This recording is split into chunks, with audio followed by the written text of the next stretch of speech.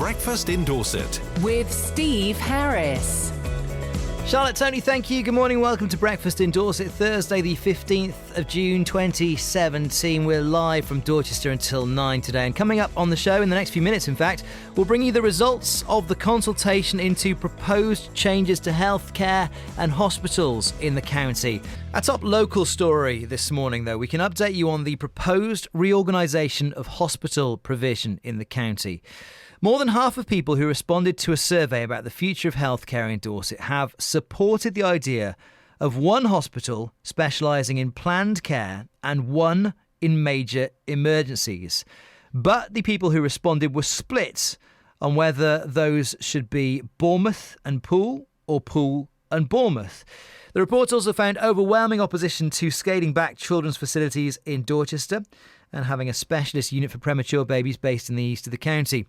Well, our Dorset political reporter Tristan Pascoe was at a special briefing on the outcome of this consultation in the plans from the Clinical Commissioning Group at Kingston Moorwood College and joins me with more on this now. Tristan, good morning. Morning to you, Steve. The CCG here, they proposed moving A&E services from Poole to Bournemouth, making that the county's main A&E site, also downgrading specialist paediatric facilities in Dorchester, closing or scaling back many college hospital beds and moving towards community-based care in hub hospitals. So what did people have to say about those proposals? Well, there were big protests and angry voices about all those suggestions in the last few months, as we've heard on this programme. But as regards this comprehensive survey, the public consultation element done by ORS, we were at a briefing yesterday and were told there were 18,500 people responded to questionnaires, 2,000 people went to drop-in centres, 1,000 or so interviewed over the telephone, and one or two paid £30 in focus groups, much like we saw during the consultation into the local government reorganisation in Dorset. Now, it's clear you get different data and responses depending on where you live. Look at maternity services, for example. 2/3 rejecting the idea of a single specialist unit for premature babies in the east of the county and covering the whole of Dorset. You get very different responses to that than you would over in the west. The proposals themselves were described as easily the most contentious in the consultation, attracting the most opposition. More than 25,000 people signed petitions against the closure of Kingfisher at Dorchester, and of course it led to major protests and street demonstrations in Dorchester, big rallies in Poole and Bournemouth. Now, on the A&E reorganisation, more than half of people who responded supported the idea, yes, in principle, of one hospital specialising in planned care and one in major emergencies, but there was a split, according to the responses, on whether that should be at Bournemouth or at Poole. The big issue, of course, over this one is the extra travel time it would take from across Dorset to get to A&E in Bournemouth as opposed to Poole, where it currently is. Alan Gordon is one of many concerned about this. He's from Crossways Council near Dorchester. He told me he's worried about both the plans for the children's services in Dorchester and A&E. With DCH and the closure of Kingfisher Ward, as we know, a lot of the consultants go home at 5 o'clock at night, and people with major illnesses are going to have to travel to the new A&E centre, and if we see someone from Weymouth, for instance, having to travel through to Bournemouth Hospital, then these travel times are excessive and possibly life-threatening. Alan Gordon from Crossways Council near Dorchester there. Tristan, we will talk to one campaigner who has concerns about the Kingfisher ward in just a sec. But these results, as you say, they've been put together by a kind of research body. What happens with them now? What does the Clinical Commissioning Group have to say? Well, the CCG say no final decisions have been taken at this stage. You may remember back in March we reported that the travel times quoted by the CCG in their consultation were based on flawed data, according to one campaigner who described the claim that 95% of people would be able to access acute care within 30 minutes as laughable, disingenuous and simply false. Well, the CCG stressed yesterday, as I say, that no final decisions have been made. The results will be considered from this consultation thoroughly over the summer months and a decision expected late this year. They did, though, yesterday agree to look again at the data quoted on the travel times, a crucial element to the consultation. Tim Goodson is Chief Officer of Dorset CCG. There's been a lot of comments on the travel time, so we are going back and picking up on some of the comments people have said on that. So we're going to go back and double check the numbers with other parties around that. But we are confident in the travel times that we've done, and certainly everything we've done since then still supports those. Clearly, there is going to be mixed views in terms of where the A&E should go. But as I said, I think all the evidence, and certainly the National Review into Urgent and Emergency Care by Sir Bruce Keogh, did point to you will save more lives if you have more consultants on site more of the time, and you will get better outcomes as a result, and that's what we wish to achieve for the people of Dorset. Tim Goodson, the Chief Officer of the Clinical Commissioning Group, talking to our Dorset political reporter Tristan Pascoe. Well, listening across to that is Claudia Sorin. Claudia has campaigned against some of the proposed changes, and is it fair to say, Claudia, that one of your main campaigns is the changes to children's services at Dorset County Hospital? Well, that's been the main focus for us in Dorchester.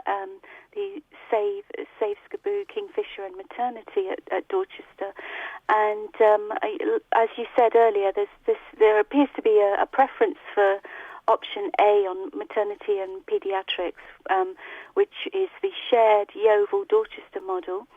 As opposed to all those services going over to the east of the county.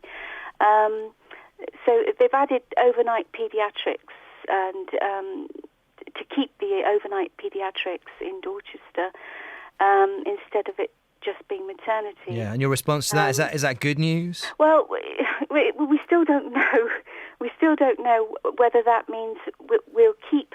What it appears to mean is that they're suggesting they keep the overnight consultant-led paediatric services in Dorchester, but Yeovil will get the consultant-led maternity, which isn't a good solution for us. Obviously, it's good for the children's ward if that stays. That we're very pleased about that. But if we lose maternity to Yeovil, then that's not good for us at all. It's interesting with these kind of things, isn't it? Because it almost feels like they happen very slowly, and you kind of get used to the ideas as they go along. So there are proposals, then there's a consultation, there's a report back on the consultation, there's a reaction to the consultation. And I guess as a campaigner against these changes, trying to keep as much focus as possible within DCH, you have to fight this every single step of the way. Even these aren't kind of this response today. This is not the finished product. You now have to make clear your views on it so that the CCG know what you're thinking. Well, exactly. I mean, our views remain the same. You know,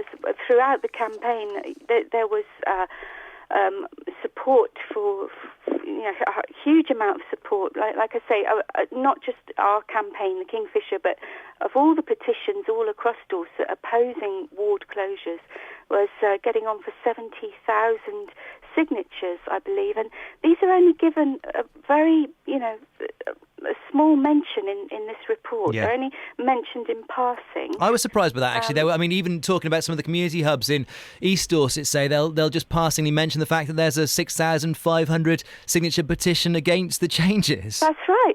And these numbers, thousands of people, tens of thousands who signed petitions, are much greater than those who took part in the questionnaire, which was, as we know, it was criticised by Dorset Health Watch for the way the questionnaire was designed in order to give a response that the CCG wanted to have, which was basically support for all their proposals. Yeah.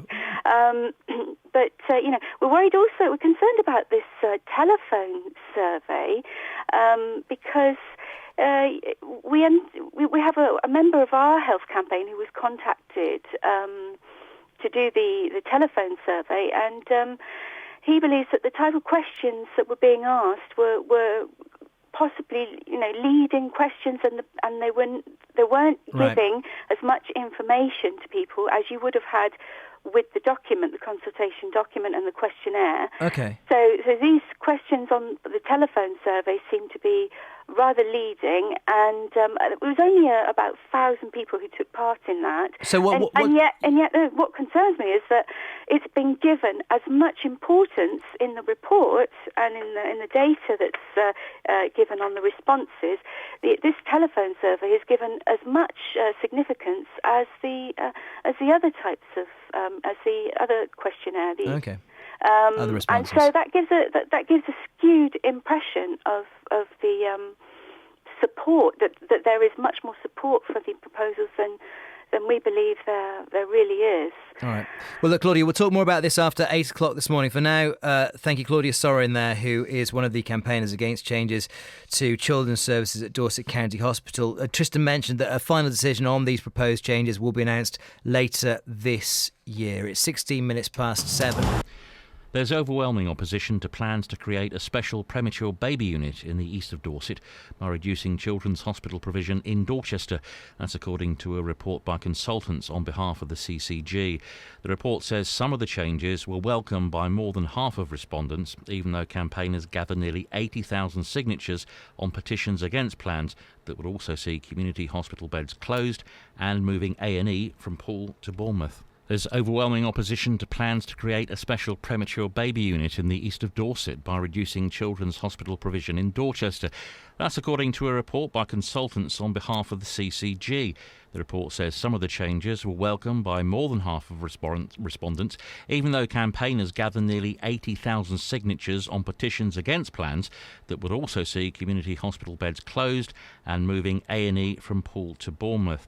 Chief Officer of the CCG, Tim Goodson, says residents' concerns will be listened to. Certainly we want to consider all the responses that we've had and the strength of feeling by members of the public, not just on the paediatrics and SCBU issue, but some of the community issues and around the acute care stuff, and take that in consideration with the previous sort of proposals and plans and the views of the clinicians that have got us to this point with these proposals. We're talking this morning about the proposals to shake up healthcare across the county. Dorset CCG says residents broadly support its plans for the reorganisation of healthcare in hospitals, but that it will listen to concerns and opposition.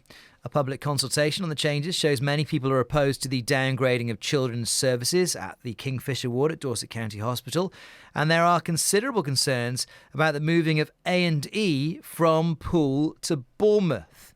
Alan Gordon is from Crossways Council near Dorchester.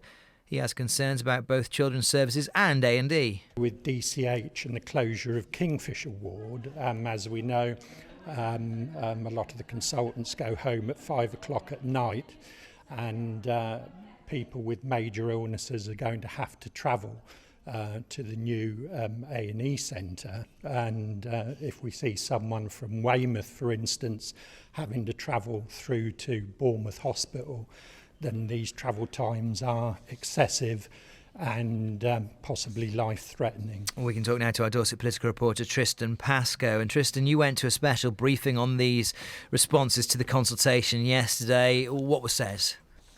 Well, Steve, I suppose you could sum it up by saying you can't please all the people all the time. You, of course, get different responses depending on where you live in the county and are more affected by issues that are local to you. Understandable that, for example, Bournemouth residents welcome the idea of Bournemouth Hospital becoming the main centre for A&E, but a very different opinion expressed if you're in West Dorset and faced with a long journey through Dorset's summertime traffic to get there. We've, of course, on this programme reported the huge campaigns, one to save the Kingfisher Children's Ward at DCH, the wider protests we've reported on about the proposed changes elsewhere, the pop-up shop in Shaftesbury against the downgrading of the Westminster Memorial Hospital beds, and large demonstrations in Bournemouth and Poole, and the protest marches in Dorchester, around nearly 80,000 signatures all told on petitions against these reorganisations, and that was recognised in the consultation responses report that was presented by the CCG yesterday. Now, the CCG, Steve, has agreed to look again and revisit the travel time data that was quoted in the original questionnaire, but they've stressed that no final decision has been taken at this stage. The report will be considered in full detail over the summer months, with a decision expected late in this year. I asked Tim Goodson yesterday, Chief Officer of the CCG, what could he say about the changes, particularly to children's services, that so many people had opposed, and whether or not they could really go ahead in the face of such overwhelming opposition. certainly we want to consider all the responses that we've had and the strength of feeling by members of the public, not just on the paediatrics and SCBU issue, but some of the community issues and around the acute care stuff. So we need to go away now. We need to read the full report, understand what people are saying on that, and take that in consideration with the previous sort of proposals and plans and the views of the clinicians that have got us to this point with these proposals. That's Tim Goodson, the Chief Officer for the Clinical Commissioning Group in Dorset. We can talk to Damien Stone now, who's from the Steering Committee of Keep Our NHS Public in Dorset, and Debbie Monkhouse as well, who we've spoken to on the show before. Debbie lives in Swanage. She has COPD and she's been campaigning against these changes. Debbie, good morning to both of you. Hello. Good morning. Damien, let's start with you. Your response to what you've seen of these consultation responses?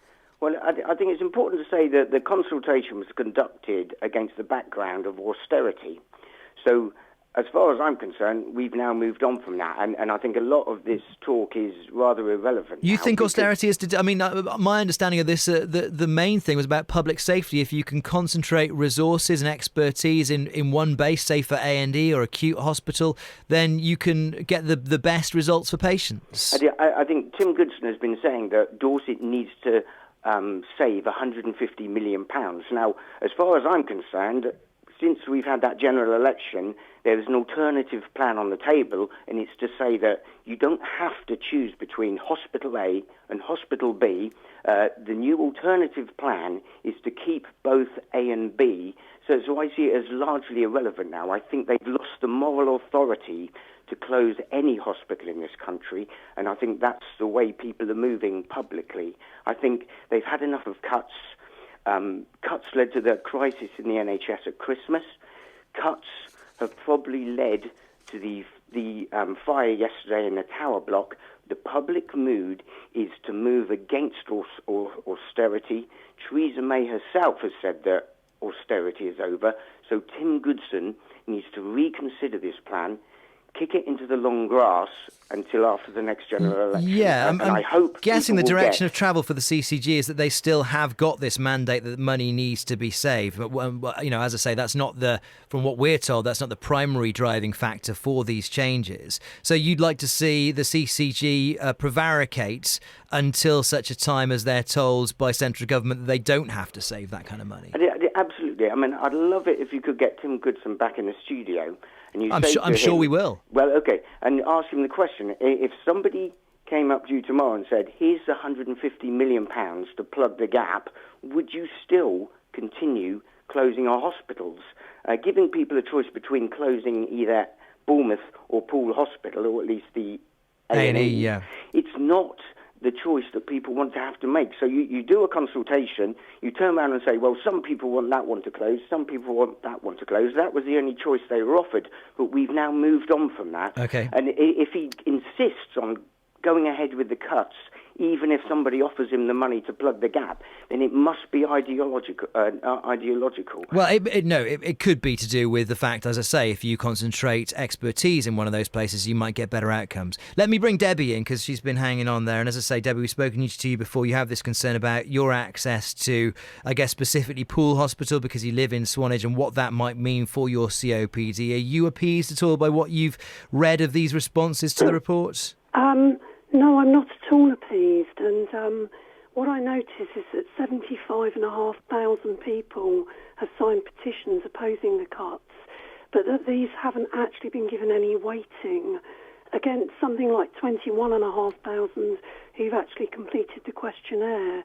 And the idea that it's better for us to travel further, that's only against context of not having enough clinicians in each hospital. If the NHS had been properly funded, which it hasn't been since 2010, we wouldn't, and if there hadn't been a public sector pay freeze, junior doctors dispute, we wouldn't be in the position cutting of nurses' bursaries for training, introduction of tuition fees.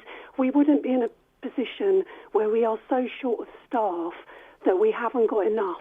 It's funny, I was Poole and Bournemouth. reading the document before we came on air, which has been released, and it's true what you say. I mean, they document the responses of people to the questionnaire, but they don't seem to document all the original objections, and yours is one of those. The fact that you live on the Purbex and you have this concern about how you're going to get to a Bournemouth A&E rather than a Poole A&E. Well, I'd like to just cover, because really I haven't campaigned for me, although it's true that in the past I had a respiratory arrest. This is not the same as managing COPD. It means I stopped breathing. I lived in London at the time, and I was advised if it had taken me another 10 minutes to get to the A&E, I would have died. But I've actually been campaigning on behalf of people in Purbeck, and more than 8,000 people in Purbeck have signed by hand. So this is not a petition online.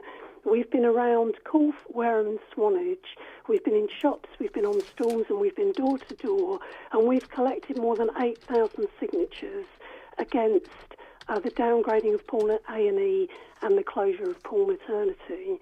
And that represents nearly half the actual responses they've got to the questionnaire. That leaves aside Sean Perrin's Save Poole Hospital petition, which I think was about 25,000 people have signed that.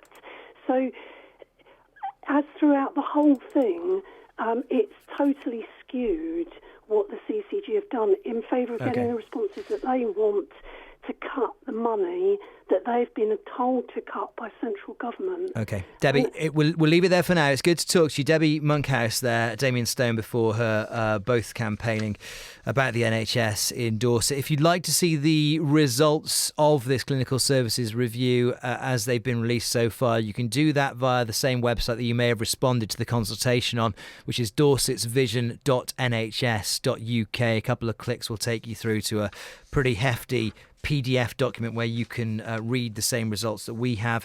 A final decision on these proposed changes will be made later this year, and of course we'll keep right across that story here on Breakfast in Dorset. Dorset CCG says residents broadly support its plans for the reorganisation of healthcare in the county, but that it will listen to concerns and opposition. A public consultation on the changes shows many people are opposed to the downgrading of children's services at the Kingfisher ward at Dorset County Hospital, and there are considerable concerns about the moving of A&E from Poole to Bournemouth. A campaigner against those changes has told Breakfast in Dorset the healthcare body should reconsider its plans and kick them into the long grass. It's been revealed that a Dorset man was one of the two people killed in a collision on the M3 last week. 77-year-old Michael James of Birkdale Court in Broxstone died after the Audi he was travelling in became part of an accident with 3 lorries on the 5th of June. He leaves behind 2 sons and 2 grandchildren.